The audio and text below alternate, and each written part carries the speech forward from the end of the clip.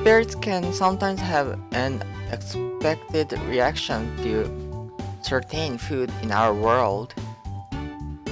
The tea they drink in the beyond is very different from the tea over here. But aren't they more or less human? Yeah, more or less. There are a couple of things which you don't quite mesh that well together when they stepped into our world. As it turns out, green tea makes them drunk. Grandpa seems somewhat amused by the whole situation. Just another hazard of being a priest, Toru. Don't worry about it, okay? I can feel my cheeks flushed a bit as I reflect on it. Oh, don't tell me that she was hitting on you. Don't put it like that. She isn't herself right now. Oh, Toru. The thing about being drunk is that you're more honest with your feelings. For better or worse, if I were to take a guess, she's starting to like you a lot. Probably more so than you bargained for. Nyako won't be any different either.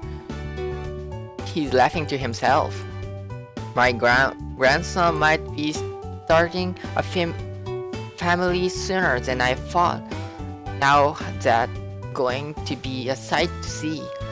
Let's not get ahead of ourselves here. Yes, I think they have some feelings that like that. But you need to think about where you're going to fit into all of this, right? Well, yeah, that's just how it is. Grandpa shrugs. I think you had better go check on her. I've got a new things I need to do around the house. Haven't pulled out these weeds yet. The problems with those damn things is that they come back even if you pull them out. My back won't let me digit the whole area, so I'm just going to have to put up with it. Anyway, off you go, Toru. Let me know how it works out. At his behest, I head back to my room. There's no Kaio to be seen anywhere. She must have woken up and gone back to her shrine. I wonder how much she will remember when she's there. Taking a seat at my desk, I began to think about what Grandpa said. Am I really going to fall in love with one of them? That's a question I've been avoiding. Let's say that I do. It happens from there? Does that mean I'm going to settle in this town for the rest of my days? It's obvious that being a priest at this shrine is going to be very long-term commitment, no matter what way you look at it. So what will happen from here? What should I do? Well, perhaps I will be able to travel or something.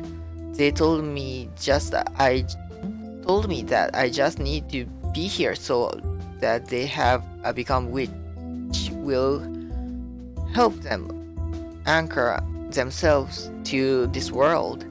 Once they anchored to those shrines, does that mean I'm no longer needed?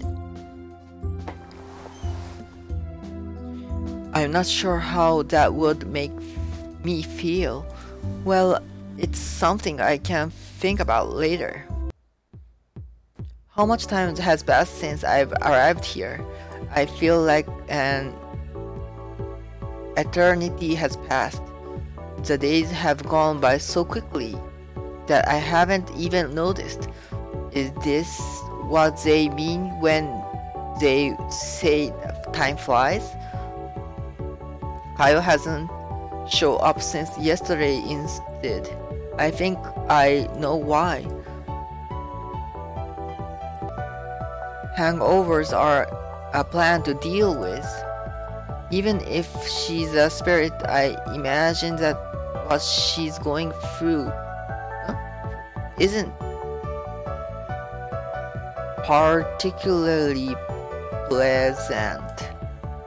Grandpa said that they were more or less human, so where exactly does this difference lie between them and us? It's too much to think about right now. It's nice just to lie down and look up the sky. I still haven't though thought I still haven't thought about what I am going to do yet. Maybe I should drop by Kaio's shrine again and make sure she's okay. The feeling of hangover isn't a particularly pleasant one, especially if you're experiencing it for the first time. Wait a minute, I have a strange feeling that my peaceful time to myself above to be disrupted. Is this what they call a premonition?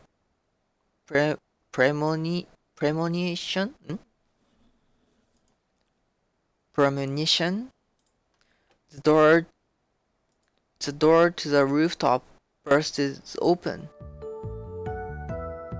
Toru! I know you are up here, Nayako. I had feeling that you were going to turn up. Did you? Looks like you're becoming an even better medium. Do you know what happened to Kaio? It's a long story, and I'm surprised that you are worried about her. It's not that. I'm just curious, that's all. Right? She's just not feeling well. It must be pretty bad. Even if I don't like her that much, it's never nice to see someone get sick. I'm glad to hear something like that from Nayako. I know that she isn't a bad person. Kaio would be the same too. I think the source of their conflict just comes from being unable to understand each other. They're slowly being getting better, so I just need to keep providing opportunities for them to talk. Oh wait, anyway, Toru? Echo slowly prowls towards me. It's just you and me up here. You're all mine today. I think back on what I saw last time, and my face turns as red as a rose. Oh, you are so cute, Toru. It's amazing how embarrassed you get. But even when you're all frustrated like that, she comes even closer to me. You get this determined look on your face. And when you speak, you command respect. The spirits of this land will respect you, believe me. That's all well and good. But you have to be so close? Stop being such a prude. Here we go, she's sporting now. I'm being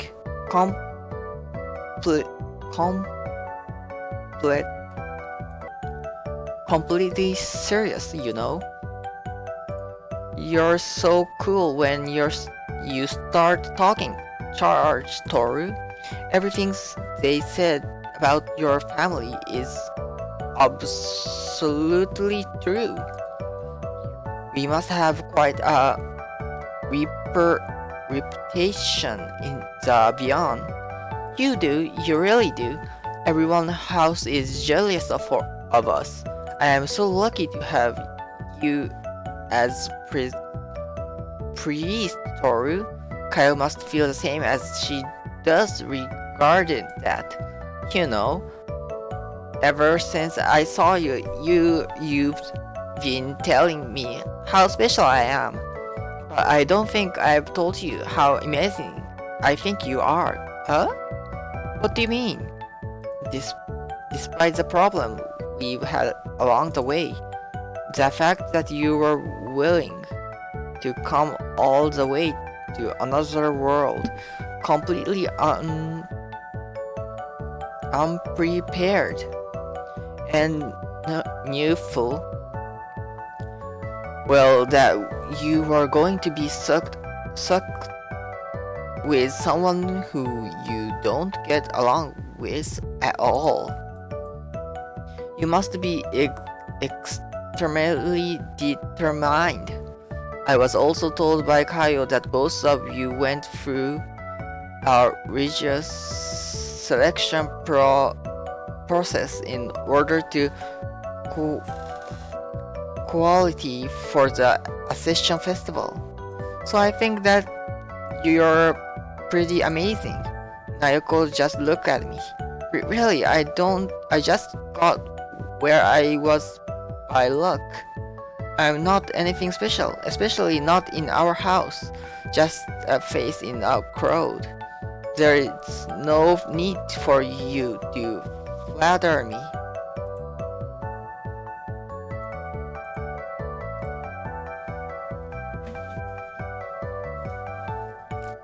You must be special, really. How did Kaio do it then? Well, you're special. You're special. I don't think that's it somehow. Really, that's all there is to it. Huh? Yeah. I'm not anything special at all. Really? There must be something special about you. If you are here, only people who are most suited for the job end up here, don't they? That's how usually works, I guess. Since the land reflects the emotions of its guardian spirits, Neko's was chosen because she is tireless and cheerful. One thing you have to realize is that while bending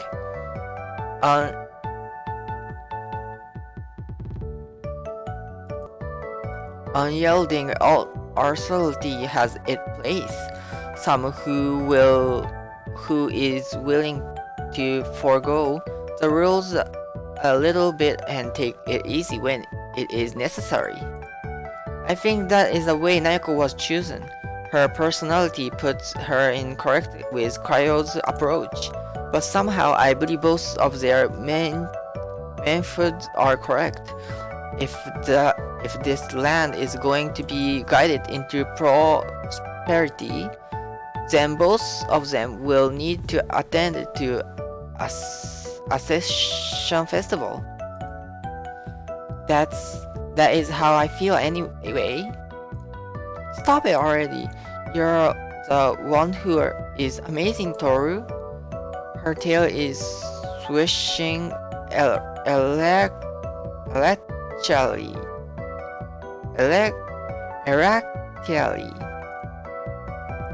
She's obviously frustrated. It's then that I noticed a strange ancient atmosphere returning. But what? Why are you looking around like that? Haven't you noticed? We've slipped back into that place. Oh, I'm sorry. What's wrong? As we get closer to an Ascension Festival, our power over the land begins to manifest. But I wasn't expecting this to happen so quickly. The spirits here have already bowed to my authority, so I'm being to gain control. Oh, I think I get it. She must also control the boundaries between worlds. Since she was frustrated, we must have slipped back through without noticing. Well, it's not really a problem. Nothing can go wrong, can it? Well, I'm still no. Well, I'm still notice at this. We aren't really supposed to be in this territory until after the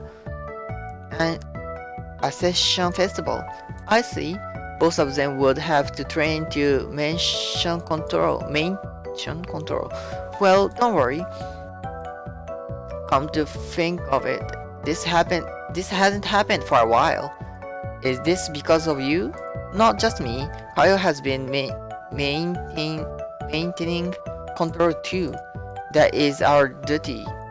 After all, the local spirits have been really helpful as well. Everyone has been doing their best. Even that black cat. She pounds a little bit. Now I just need to concentrate. Like I said before, you really are amazing, Ayako. Not a good moment to say that. I noticed something weird happening around us. It's like a vacuum suddenly draws in Nayoko. She doesn't seem hurt. However,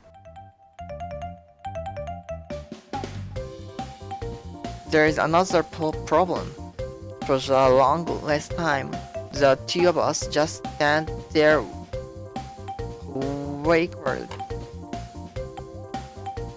awkwardly. I'm just dumbstruck by the whole absurd situation. Nayoko stares down at her shredded uniform. I'm not even sure what to say at this point. Her ample chest is near exposed, only a few